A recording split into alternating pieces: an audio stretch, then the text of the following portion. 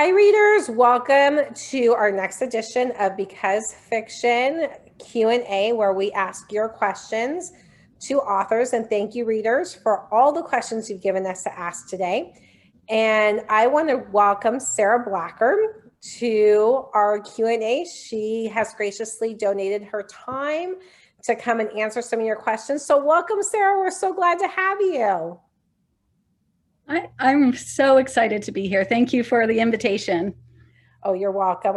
I'm so glad that we could connect today. And I would like, before we get started, could you tell us a little bit about what's going on in your book world so readers can get updated? Yeah, so I am busy writing the last book in my Striker Security Force series. It's a romantic suspense series.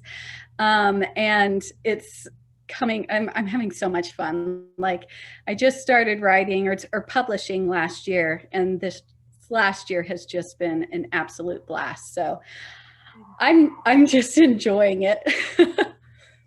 That is so fun. I can't wait for that to come out. I know that a lot of people have said great things about your book. So I'm so excited that you're able to get this next book out, and we're all looking forward to it.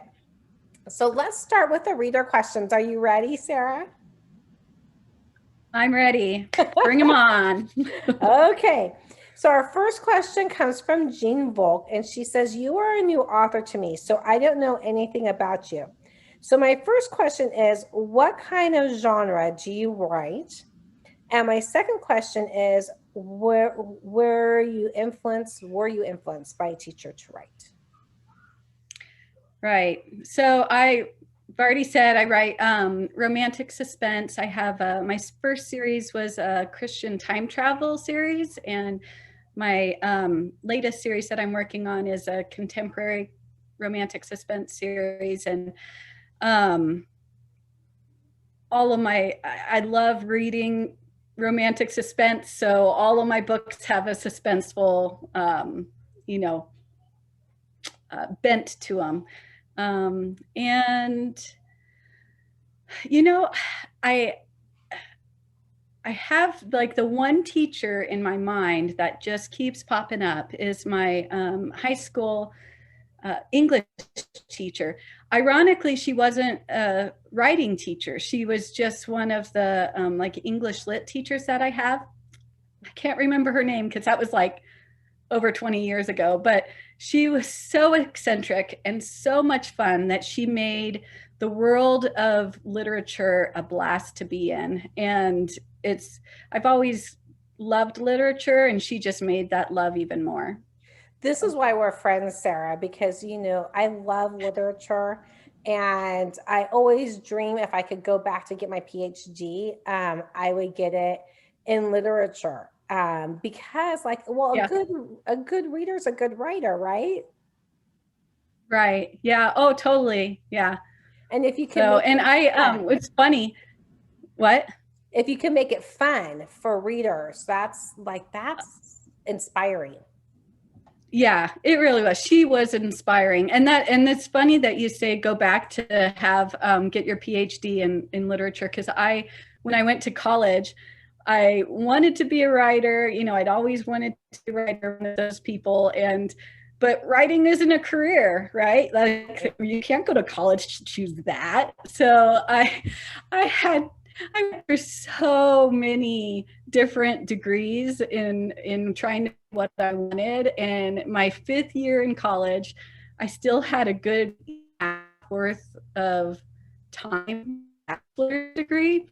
I switched so much, and finally I was like, I'm just doing creative writing. I don't care if I don't ever make any money. And that's what I got my BA in, was in creative writing. So how fun for that. That's inspiring, because you know what? Sometimes you have to do what you love. It took me 15 years before I actually started doing anything with it, but at least I did it. Right? And that's what's important. And then you can apply that, and look at all the books you've been able to write now, friend. Right. Yep. It's exciting. So, readers, before we go on to our second question, I just wanted to say it's snowing here in Southern California. It does once a year. And so my internet is a little iffy. And I know that, Sarah, you're on your generator, so you might see a little glitches here and there. And I apologize, but we wanted to make sure we had this for you by our promised date. So please forgive any glitches that that might come up. Living in Alaska where I am, I live off grid. I, like you said, I have the generator running. We have satellite internet, and sometimes it's spotty. So I apologize. It's probably on my end. No, I think it was me because I just saw a thing that came up that said your internet is unstable. I'm like, yes, thank you. Wind, rain, and snow. The one time that it snows a year here happens to be the day that we chose to do our Q&A. Go figure. Yeah, that's okay. So, okay, our second question is from Naomi, and she said, what lesson has the Lord revealed in your heart from your latest book? Yeah, I was thinking about that, and really the theme that I keep seeing recurring through my Striker series, and it's not something that I intentionally wrote in there, but is this forgiveness, like forgiveness of self, of our mistakes that we've made, forgiveness of like forgiving God, in our disappointments and what we think he should have done, instead of what actually happened, and just forgiveness that life is difficult, and we need to have grace and mercy with ourselves. And that's the great thing when you write with God, is that you don't necessarily plan all these things, but then all the pieces come together and you're like, oh my goodness, that's cool. I didn't expect that, so that's what I would say is our thing. And forgiveness is a huge thing, I think, for ourselves and for others. And a lot of times when we don't forgive others, it affects us more than it does anybody else. Oh yeah, definitely. Yeah, it's a barrier to finding true joy and peace in our situations. So yeah. Absolutely. Yep. So our next question is from Melissa Rush, I think is her last name. Forgive me if I mispronounce it. She says, what place would you like to visit if you had an all expenses paid vacation? So if I had an all expenses paid vacation, there's so many places on my to-do travel list that it's hard to pick just one, which is why I'm glad there's actually two questions coming up. But I would say Peru. My brother went to Peru, I don't know, probably 14 years ago now, and he traveled like to Machu Picchu. He went to Lake Titicaca, and he went into the jungle and all this stuff. And oh my goodness, it's just seeing the history there and having the adventure of hiking in these places that that haven't been civilized for so long, I just think would be amazing. So that would be, if I could just travel to all these places in Peru, because there's a ton. You have the desert where the Nazca lines are, you have the Machu Picchu that's in the middle of the mountains, and then you have the Amazon jungle. And I think I would go there, all expenses paid. That would be fun. And then you could always put a series there. Then it could be research. Oh yeah, it could be research, totally. I could write that bad boy off. Right, exactly. So Arletta is the person who posed our next question, and she wants to know, what made you fall in love with reading?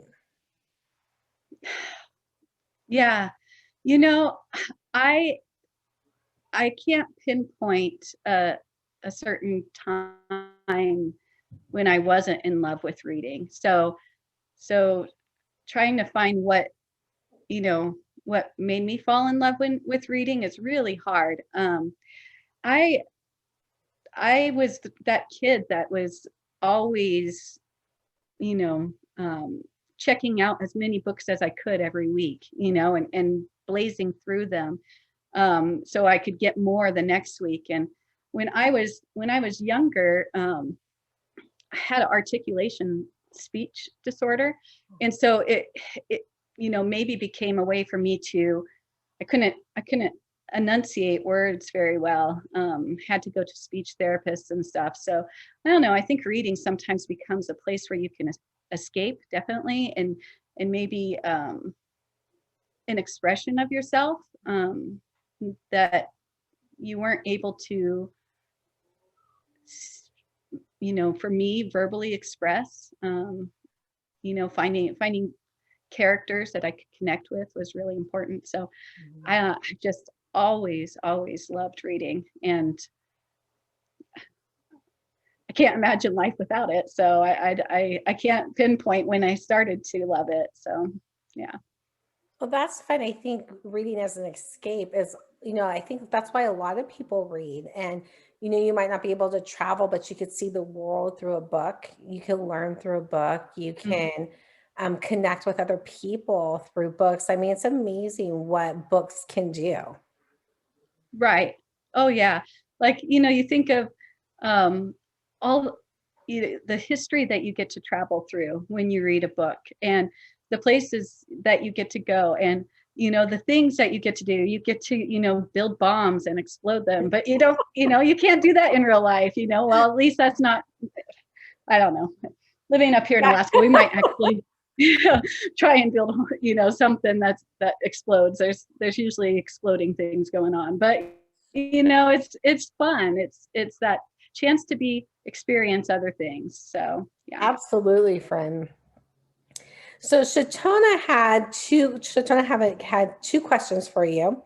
The first one was, someone gives you 1 month, all expenses paid, and no time lost from your regular life, kids, so your regular schedule. The condition is you have to set a 3-book series in that place. Where would you be going and why? That's a fun question. That is a very fun question. I love that question. I think I would go to Great Britain, like Scotland, primarily Scotland, but I'm going to include all Great Britain because, why not? Yeah. You have a month. I have a month. Yeah, it's a small country. Yeah. So I love that area. I love the, maybe it's the Highlanders or whatever, but I actually, about, I guess it would have been 9 years ago, I started writing my first book. And it was one that I only wrote 9 chapters of, but I remember having like a whole trilogy, set up in my head. And it was set in Scotland, like just south of Scotland, in medieval times. And I found that here this last week, and it's really, really bad, but it was so much fun to read, and it just kind of got me thinking. So when I read that question, I was like, oh yeah, I'd totally go to Scotland and get that first, in-person experience of that area, so I could maybe rewrite that book and that series and hopefully do a better job. How fun is that, friend? It's always fun to go back and read and see how you've grown. Oh yeah. I had a writing retreat with 2 of my writing friends this weekend, and as kind of a bedtime story on Saturday night, I read them the first 2 chapters, and oh my gosh, we were laughing so hard. It was a blast. It was really fun. But yeah, it's fun reading that first stuff that you write. Yeah. And cringeworthy too. Yeah, I can be. But it's fun to see how much you've grown, because sometimes when you're writing, you don't realize that until you go back and you look at some of that and you go, oh wow, this is awesome. I've learned so much. Yeah. Yeah. Oh yeah. So Shatona's second question is, what nonfiction book has most impacted your life? That's another hard question. She's really good at these questions. it's hard to pick because there's like good biographies out there that really like spur me on. There's good how-tos. But the one that kept popping into my head, so I think I'm going to go with this, is I don't know. Do you remember the book called The Dream Giver? Yes, It was written, yeah, it was written 15 or 20 years ago or something like that. That book, I read that book when I first became a Christian, relatively soon after becoming a Christian, and it was um, it was exciting to me to think that God had planted in my heart dreams that only I could fulfill, and that He gives me permission, kind of, to imagine, you know, possibilities, you know, that I maybe never would have thought without Him. yeah. And that He plants that in our heart at a young age. And I guess why that probably popped into my head is because now, you know, I always had this dream of writing. I had notebooks full of poetry and short stories growing up. And I just had pushed that off to the side because, you know, I'm a homeschool mom of 5 living in, you know, the middle of Alaska. You know, there's a lot going on that I, you know, I have a lot of responsibilities, and Right. but yeah, to be able to actually like go after that dream and to have, you know, these inspirations coming, and to know that God gave me that dream is encouraging. So Yeah, I think that's really important. And um it's nice to know that we can dream and we have the opportunity. And I think it's good for our kids to oh see us dream and be able to work on those dreams. yeah, and that's the reason why I did this. I got serious about this. It was funny because I went to a homeschool convention and went to a math workshop of all things. And yeah, and the guy challenged us. You know, it was a room full of moms, you know, homeschool moms, and we tend to be, I mean, all moms are, you know, they sacrifice themselves for their kids. And you know, homeschool moms, we put a lot on the side burner because we you know, stay home with our kids all the time. And he asked us, he challenged us, and he said, give me a goal. I want you to write down a goal or a dream that doesn't involve your kids and doesn't involve your husband. And all of us were like, Where does that come from? yeah, what? And that really challenged me to start thinking. And I thought about that for like 3 whole weeks. And I had my first vestige of hope that released last December. I had that half written, and I had put like a goal up on my cabinet, you know, like 2 years before, of this is what I wanted to do. I wanted to write this book. And then I got really sick with my Hashimoto's, and a lot of things, you know, kept me from doing life. And I had finally started getting better, and thinking about that, like I had put that goal up on the wall for my whole family to see. And what were they seeing? They were seeing me not go for that goal. And so this was, you know, it was like huge wake up call. Like if I can tell, you know, I tell my kids all the time, you can do whatever you want in life. You know, if you have a dream, it'll take hard work, but you can do it. You know, it doesn't matter how smart you are. It doesn't matter, you know, where you come from, that you can do it. And yet I wasn't doing it, and I was being a hypocrite. So it really pushed me to want to show them that I can do it too. So yeah. That's amazing, Sarah. I really admire you because I know how hard it is, you know, when you have a dream. And I was a homeschooling mom, and I started having seizures, and you know, it totally changes your life. And you just feel like some days you just have to put one foot in front of the other, let alone try to think of, um, you have dinner to think of, you have math to think of, you have grading to think of, you have planning to think of, like just to get through the day, to put one foot in front of the other, to let alone do a dream is so Mhm. hard some days. And so to do it, what an amazing testimony of your of God's grace to you to give you the strength to do Mhm. it, and of your determination, of your hard work to show your family that you can achieve and you can work, even if it's baby steps. Sometimes that's what it takes to get there. And you did, Sarah. I'm so proud of you. Thanks. That Yeah, it was a is journey, but it's fun. Yeah, it's been fun. So our next question comes from Shelley Peterson, and she wants to know who one of your favorite authors is. This is always a fun question.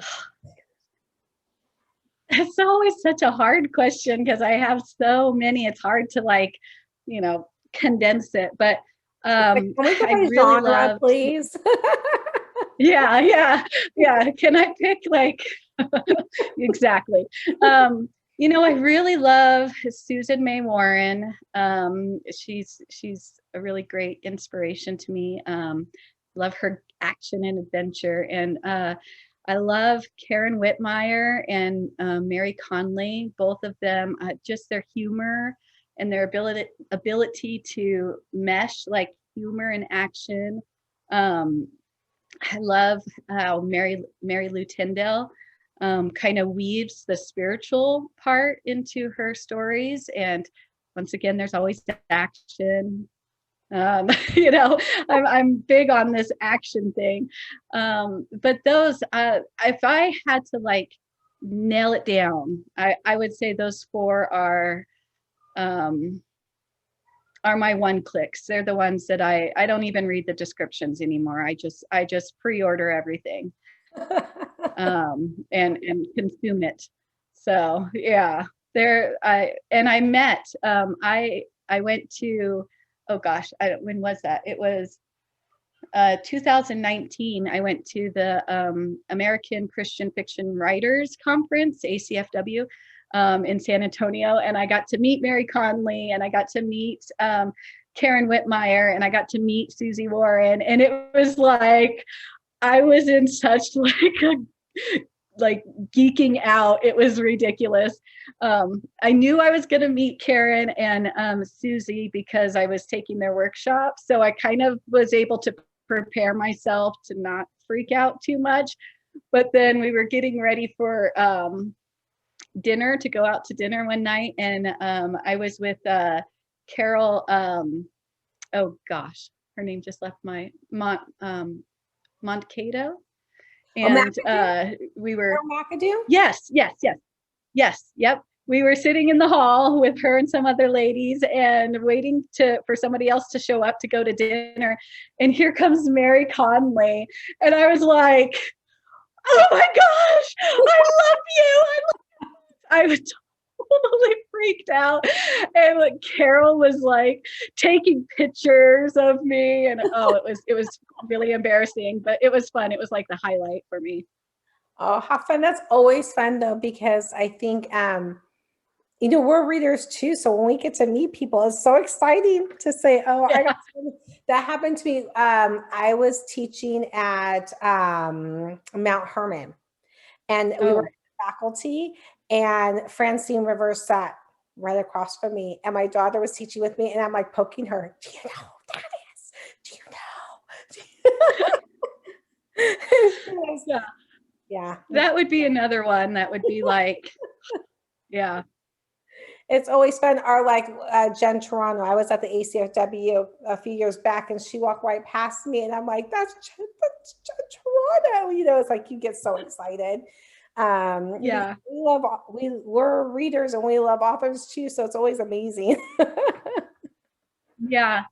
Yeah, it is. It's fun. Yeah. It was fun. So Kimmy wants to know, what did you do before you became a writer? And what is one question you've never been asked by a reader but wish you had?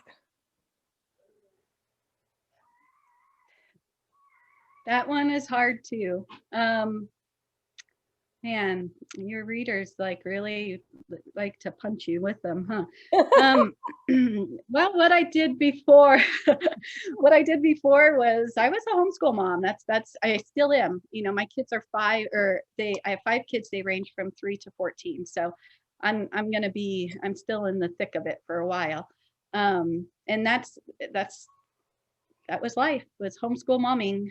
And we also own which is, this is really ironic, we own the school bus company for our school district, so we bus kids to and from school. So I've helped my husband with that too. But yeah, I was in charge of accounting, and that didn't last long. I'm not good at math. Not my strong suit. But yeah, so that's what we've been doing. And then just building our house as we go along, and from scratch and stuff. And that's really about it. That's about it. Like, that's such a little thing. That's amazing. Well, when you're living in it, it doesn't seem so amazing. It's just life.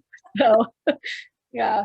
And I guess what I was trying to think about this, what has nobody asked me about that I would want them to. And I was trying to think of some kind of like really, I don't know, intelligent question. But the only thing I could come up with is like, what does it feel like when your septic system goes out and you have to go to the bathroom in the outhouse at -40 below? So it's very cold. But it's not a fun experience, but it's something that not a lot of people get to experience. So I guess that's that. Well, and I think it's interesting for us as readers because most of us don't live in Alaska. Yeah. And so life is very different. Like, I live in Southern California where, it's hot most of the time.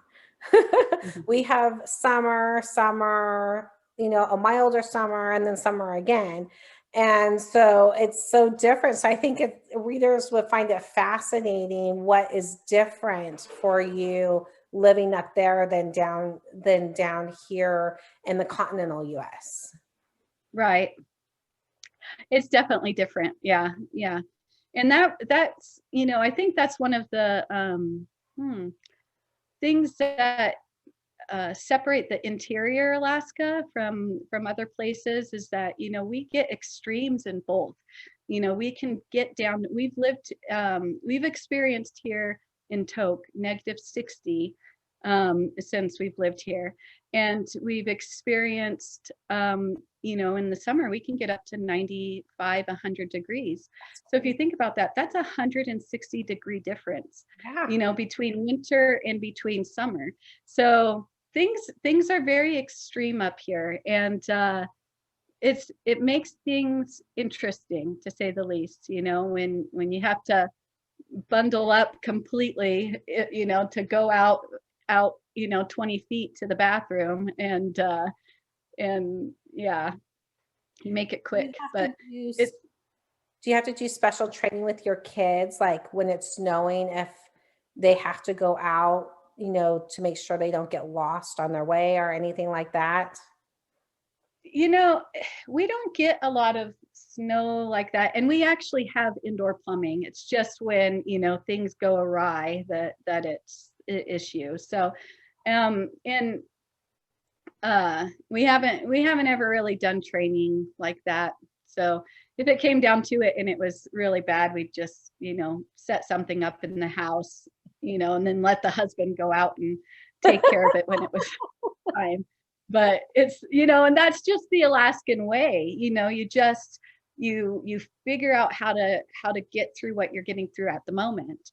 And whether it's slapping together 2 sticks to create something, or going out and surviving in the wilderness, you just do it. So it's fun. It's a fun life. I never would have. In fact, the first time we came up to Alaska and we were driving, we worked here for the summer. We were driving out and I said, I would never live in Tok. And now I love it. And, God knew exactly where I was supposed to be. And I can't imagine living somewhere else. So. Wow, well, how fun, friend. It sounds like it's an amazing place to live. I bet you this is spectacular. Yeah, it is, but it's not for everyone. Well, yeah. That's like here, Southern California is not for everyone. But yeah, we have family up in Angels Camp area, the Big Trees area. And we love going and visiting them up in California, but it's a totally different area than Southern California even. So yeah. Like two different states sometimes. Oh yeah. So, okay. Jane Moutet would like to know what children's book had the most influence on you, and how was it influential? And this sadly is our last question, friend. Can you believe it? And I'm not this is kind of like the author question. It's hard to pin down just one book, especially with how much I love reading. When I was little, there was so many books that were influential to me, but I was thinking about it, and so I came up with like 3. So I when I kept thinking about it, it was like A Wrinkle in Time, As the Waltz Was Ending, Number the Stars, these books that had children, that had to choose difficult situations, choose difficult choices, and were in difficult situations, and how they found their strength and joy and, the ability to persevere, through those situations, that I think really influenced me as a reader and me as a writer too. Like just, I always look for, I don't, as I read a lot of different things, but I really enjoy books that I can't, I like happy endings. I like, I like books that challenge me, but I also like books, I like to know that at the end I'm going to be uplifted, and that I'm going to end like closing the book on a sigh, like I'm that type of reader. I want that happiness. I want those endorphins, to be pumping through me when I finish a book. Right. So I think I chose books. I mean, and not all of the books that I read when I was little were happy-go-lucky books. They did challenge me, but I also liked the hope in them. And so I never read, I don't do scary. I don't do, that murder, that kind of stuff, just because I want the happiness. So yeah, I like suspense, I like adventure, but I also want to be, we have a book club up here, and I think they've started picking books that don't have happy endings just to see my reaction. I'm pretty vocal about life is already too hard. Give me happiness. Yeah. Like, couldn't it end at this point instead of this point? Like, yeah. You're like, that's it. I'm rewriting the ending. Yeah. Yep. That's me. I do the same. So, it's just like, life is so hard. I want something, that I'm going to learn and grow from. But yes. I wanted to end on a happy note. Yeah, me too. It's my escape.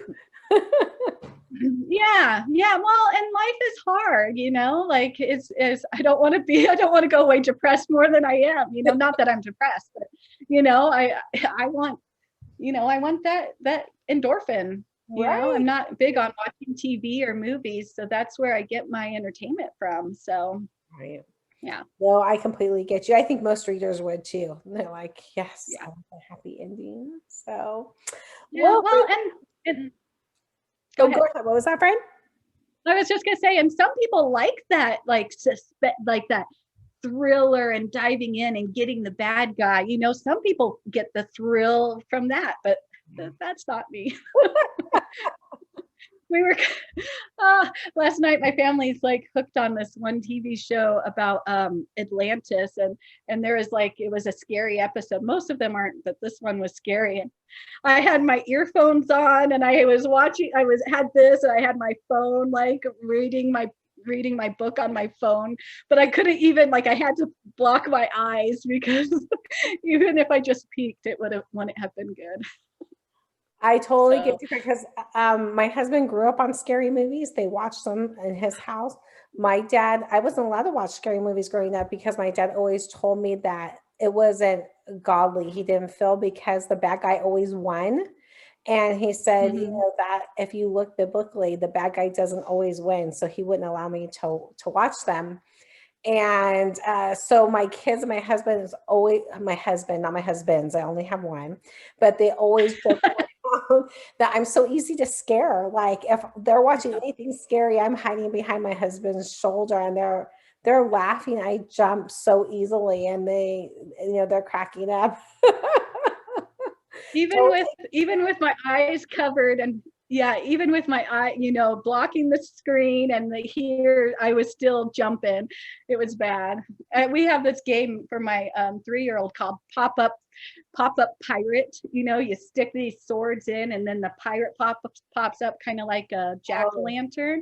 uh-huh. I scream every single time that stinking pirate pops up, so I'm not one for being scared. That's like Operation. Remember when you're a kid? And no, no, no, Yes, not Perfection, where you're putting in all the pieces yes, in and then that all pops. I jumped every single time. every single time. So, yeah, It can be, yeah. I'm with you, friend. This is why we're friends because, yes, yes, I get it. yeah. Well, I'm very excited, friend, because we actually have two giveaways. One is for a reader who posed a question. So I was wondering what reader posed your favorite question today? They were all really, really good. But if I have to pick one, I love traveling, and being up here in Alaska makes it very hard, especially with a family of 7. So I'm gonna have to go with Melissa's question of, if I, you know, got paid, all expenses paid for a 2-week vacation somewhere, where would I go? And that was Peru for sure. So Melissa's question, yeah. Okay, so Melissa Bruce, you are our winner. So be sure to email us at celebratelit@celebratelit.com to claim your $5 Amazon card. So yay, thank you. All readers, thank you for posing your questions. They were so much fun and we really appreciate them. It's been so much fun to talk and answer them. But we do have one more final giveaway, and that's for those of you who are watching our Q&A. So to enter this, Sarah's going to tell you what you're going to win. But because Sarah's favorite question was about traveling, we would like for you to tell us, readers, if you could travel anywhere for an all expense paid vacation for 2 weeks, where would you go? So tell us by answering below, post below on the comments. And if you have seen this in a group, because we do share these in various Facebook groups, be sure to comment on the original post. So that way you can be entered. And then we will pick one winner to receive. What did Da, it, da, da, da. This is this is my latest book, Discovering Race, and it's the book in my Striker Security Force series. And it's very exciting. There's lots of travel in it, actually, so that's perfect. Oh, all right. So that makes it even more fun to want to read because we could travel vicariously through your book, friend. Yes, through the mountains of Colorado and then through a private island, off to a private island. So, Wow. yes, very exciting. So make sure you comment and let us know where you would like to travel to, and then we will pick a winner to receive Sarah's book. So again, thank you, readers, for joining us. We hope you've had fun and you've learned about Sara. To me, it's been fascinating to learn about you, Sara. Thank you again so much for your time. I really appreciate you taking the time to talk with us. Oh, you're so welcome. This was such a blast. I was so nervous, but this was so much fun. I'm glad we did this. You did great, friends. So we will see you next time, readers, on our next Because Fiction Q&A. Take care. Bye.